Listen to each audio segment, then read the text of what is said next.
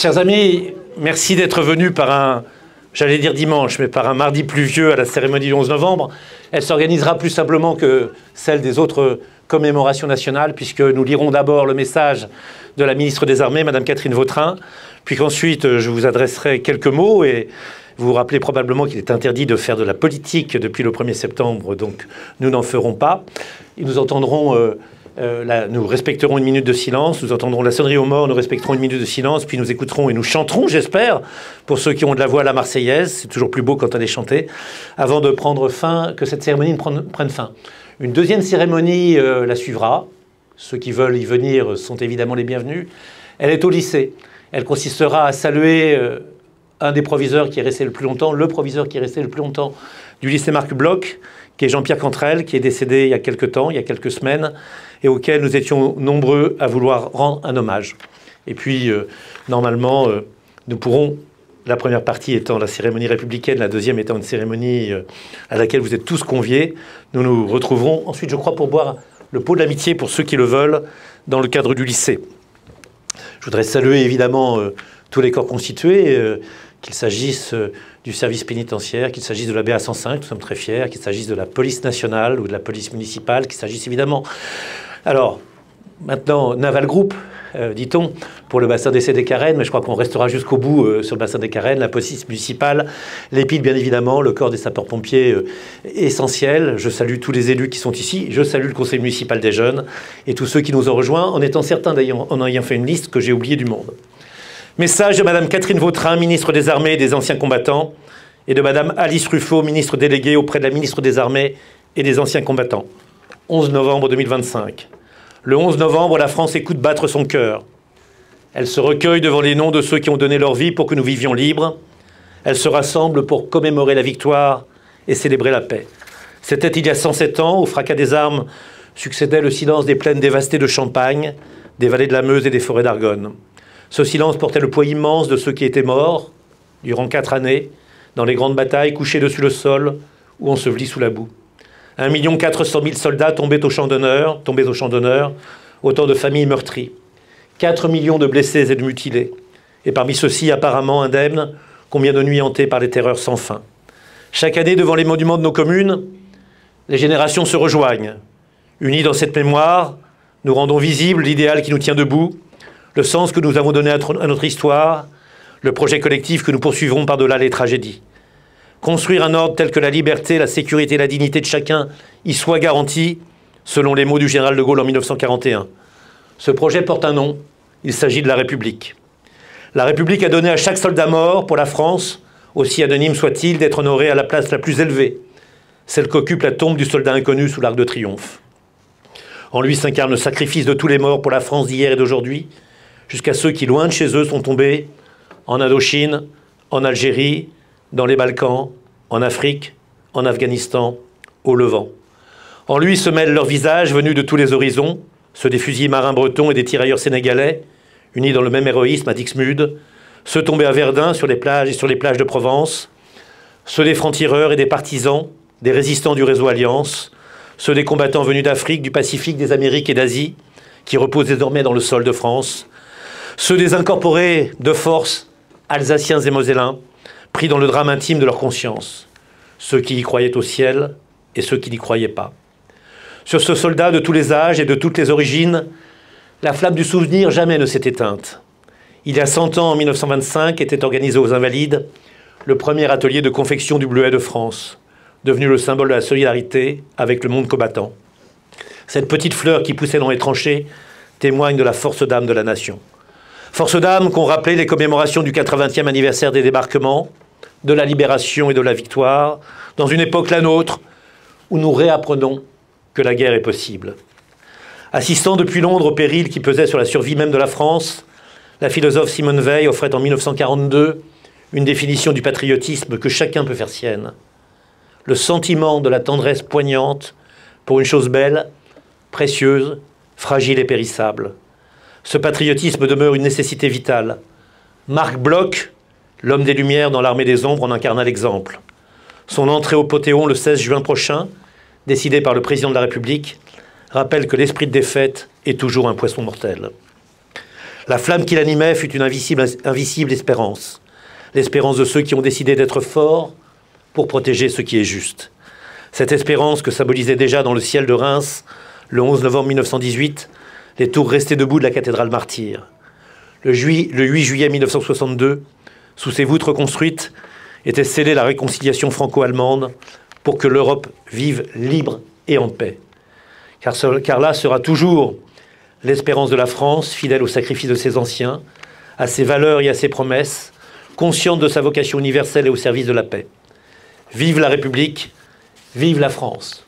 Catherine Vautrin, ministre des Armées et des Anciens Combattants, Alice Ruffo, ministre déléguée auprès de la ministre des Armées et des Anciens Combattants. C'est le message qui nous est adressé et il résonne chez nous particulièrement.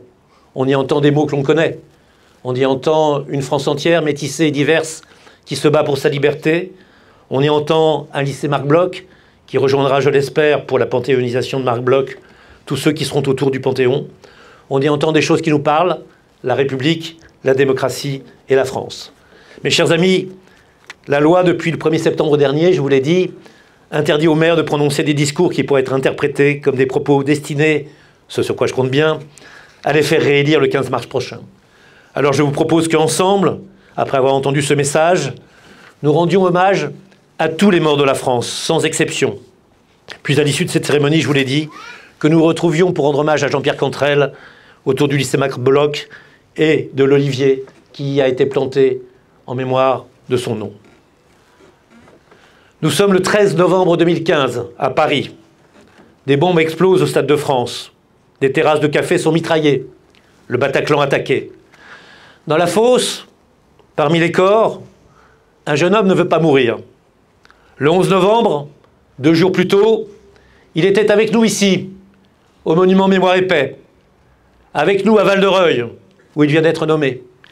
Avec nous dans son uniforme peut-être un peu trop neuf. Après la cérémonie, il est parti d'ici. Il a rejoint sa fiancée, commissaire elle aussi. Je crois qu'il l'a connue à l'école de Saint-Cyr du Mont-d'Or. Il voulait écouter un concert de rock. C'est de leur âge. Un policier peut avoir 25 ans. Un policier peut aller au concert. Un policier peut être jeune. Quand la fusillade a éclaté, au Bataclan, il l'a protégé de son corps. Une balle l'a atteint dans la colonne vertébrale. Le commissaire Arnaud Beldon est tétraplégique. L'été suivant, le père Hamel sera tué dans son église à Saint-Étienne-du-Rouvray. Un commandant de police et sa femme devant leur enfant à Magnanville. Et le 14 juillet à Nice, un camion foncera dans la foule pour la massacrer. Il y aura d'autres attaques, d'autres meurtres, d'autres victimes. À la gare Saint-Charles de Marseille, à la préfecture de police de Paris, à la basilique de l'Assomption à Nice. En 10 ans, 300 personnes, c'est ce que nous sommes ce matin. 300 innocents mourront dans la folie des attentats par la lâcheté de ceux qui les commirent. Nous sommes le 6 juin 1944, sur la plage de Colville et de Rivabella. Ils sont 177 commandos. Ce sont ceux du commandant Kieffer. 24 seulement, 24 sur 177, termineront la guerre sans être blessés. Parce qu'ils sont français, parce qu'ils sont libres, parce qu'ils sont français et libres, ils ont choisi l'objectif le plus redoutable du débarquement. Depuis les bunkers, les mitrailleuses allemandes fauchent les premiers rangs. Malgré le danger, ils continuent d'avancer sur ce petit bout de Normandie. Ils vont en chasser les Allemands. Parmi eux, Léon Gauthier. Dès 177, il était le dernier. Le 3 juillet 2023, il s'est éteint à plus de 100 ans.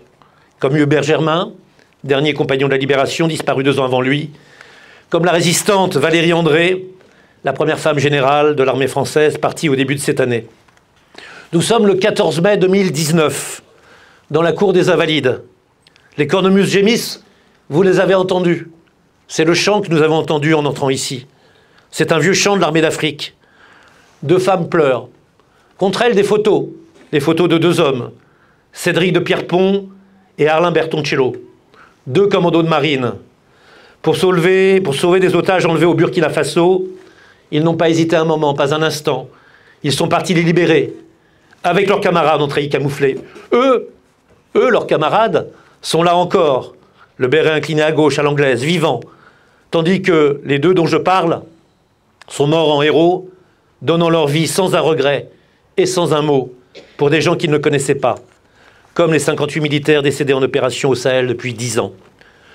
Nous sommes le 21 octobre 2020. Nous sommes dans la cour de la Sorbonne. Un cercueil est posé sur les pavés. C'est celui de Samuel Paty, assassiné. Les flambeaux éclairent la nuit. On entend, comme nous l'avons entendu en entrant dans ce monument, la voix de Bono, chanter One. La foule est en larmes. Dans ce sanctuaire, entre la statue d'Hugo et celle de Pasteur, on enterre un homme de 40 ans, l'enseignant d'un collège de Conflans-Sainte-Honorine. Un élève, une élève, pour ne pas aller en cours, a raconté que ce professeur, qui lui apprend l'histoire, lui a montré des caricatures impies. On l'a tué pour cela, pour des dessins. Comme Dominique Bernard, le 13 octobre 2023, au lycée Gambetta d'Arras. Ils étaient des enseignants, simplement des enseignants là pour enseigner.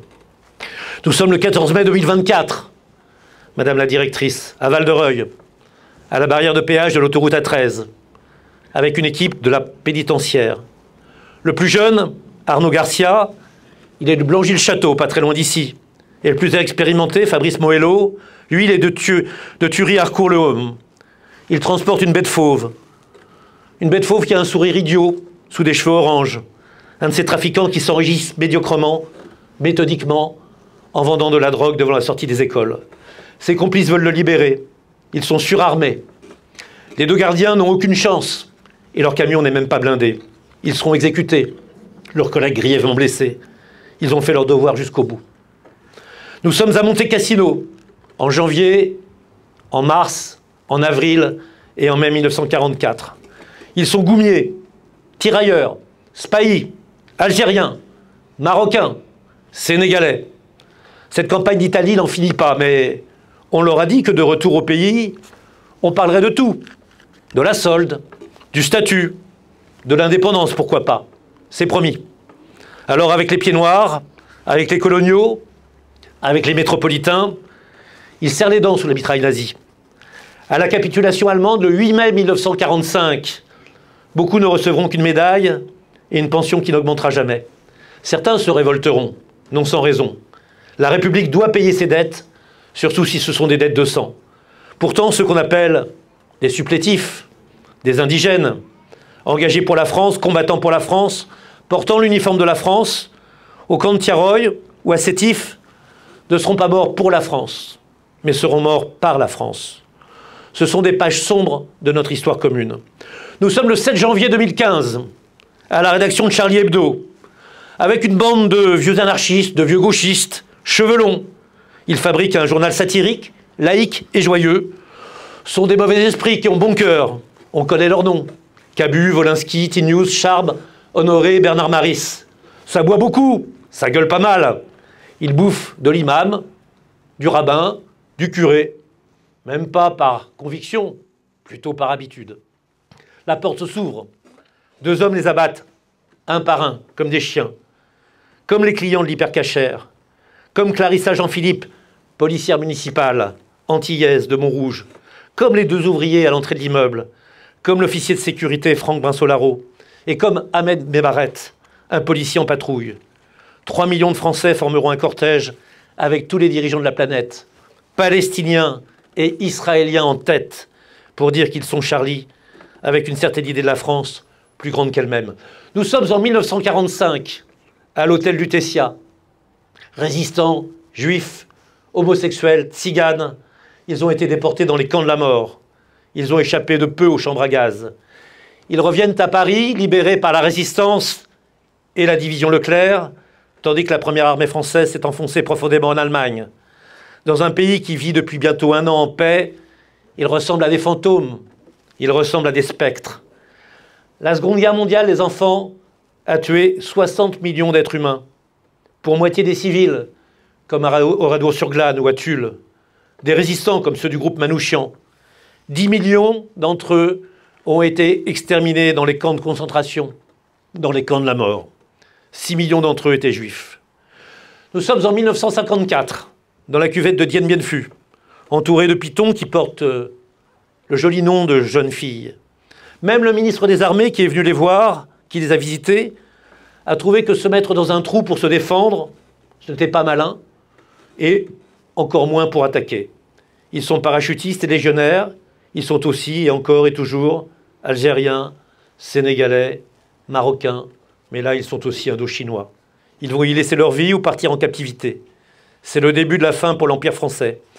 L'adjudant-chef de Légion étrangère, Antonio Antonioli, dont la plaque éternelle est au milieu de ceux qui sont devant moi, est parti en Algérie. C'est un élu rolivallois. Il est parti avec les engagés, avec le contingent et les rappelés, avec les harkis sacrifiés et scandaleusement ignorés. Il fera bravement une guerre qui ne pourrait être politiquement gagnée face à des peuples qui obtiendront légitimement, justement, normalement, en 1962, la liberté et les droits qu'ils réclamaient. Gravement blessé, il recevra 40 ans après, ici même, à cette place, des mains du chef d'état-major des armées, certains y étaient, la Légion d'honneur. Nous sommes le 24 mars 2018 à Trèbes, devant un supermarché. Il est commandant de gendarmerie. Il est brave. Il a de l'honneur et il a du panache. Trop peut-être, mais ça s'appelle du courage. Il ne lui a pas fallu longtemps pour prendre sa décision. Il va, lui, le chef, lui, le soldat, lui, le gendarme, lui, le guerrier, il va prendre volontairement la place d'une caissière qu'il entend supplier celui qui a déjà tué deux innocents de l'épargner. Arnaud Beltrame, en se jetant sur son adversaire, va y perdre la vie. Comme les 3 enfants et l'enseignant de l'école juive Ozar HaTorah, tués 10 ans auparavant, pas très loin, à Toulouse. Après 3 militaires, Imad Ibn Ziatem, le fils de Latifa Ben Ziatem que nous connaissons, Mohamed Farah Chassemdine et Abel Chenouf, abattus tous les 3, parachutistes, par un petit délinquant mégalomane. Nous sommes tout autour du monde. Ils sont là pour maintenir la paix. Ils sont à Beyrouth, dans le bâtiment Drakkar, où un véhicule piégé va en tuer 54. 54 soldats français. 54 soldats français de la paix tués le 23 octobre 1983. Ils sont en Afghanistan, à Uzbin, où 10 marsouins sont tués et 26 blessés par les talibans le 18 août 2008, leurs munitions épuisées.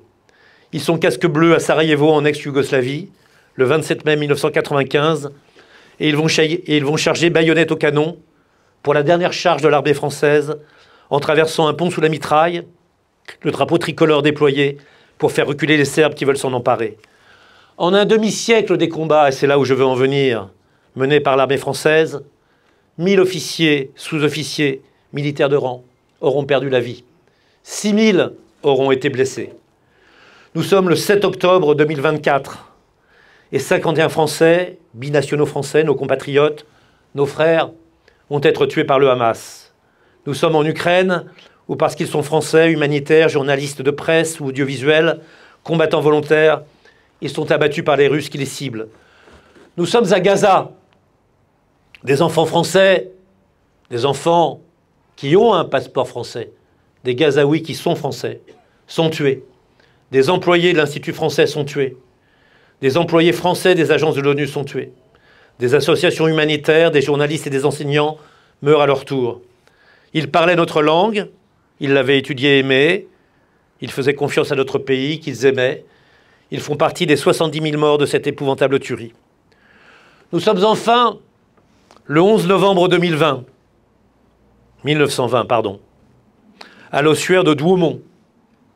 Lui, il est mort 2 ou 3 ans auparavant. Il est allongé sur un brancard, ou plutôt ce qu'il reste de lui. Comme 7 autres corps de soldats tombés à Verdun, qui n'ont pas été identifiés parmi le 1 500 000 militaires français tués sur 20 millions de morts au total de la Première Guerre mondiale. À lui seul, il représente une génération, tous ceux qu'on va appeler ceux de 14. Un jeune caporal, dont le père est mort à la guerre, est appelé. C'est lui qui va désigner parmi les 8 cercueils qui sont devant lui, celui qui aura l'honneur d'un sort particulier. Et c'est lui, le mort d'entre les morts, celui de la Der des Der, celui dont la flamme éternelle éclaire la patrie, celui que tout le monde connaît et qu'on appelle le soldat inconnu, qui est là, sous l'Arc de Triomphe, sous un grand drapeau bleu, blanc, rouge, qui veille sur notre pays, celui qu'avec tous ses compagnons d'armes, nous célébrons aujourd'hui, le 11 novembre 2025. La morale, elle est là. Souvenons-nous de ces héros anonymes qui se sont sacrifiés pour nous, pour la justice et pour la paix. Pour que la France reste la France, que la solidarité remplace la haine et que l'humanité triomphe de la barbarie. Alors que les guerres ravagent à nouveau le monde, comme le disait la ministre des Armées, Madame Catherine Vautrin, et que la violence nous envahit, c'est à eux, à leur destin. Soldats, civils, c'est à eux. Aux pompiers morts au feu également.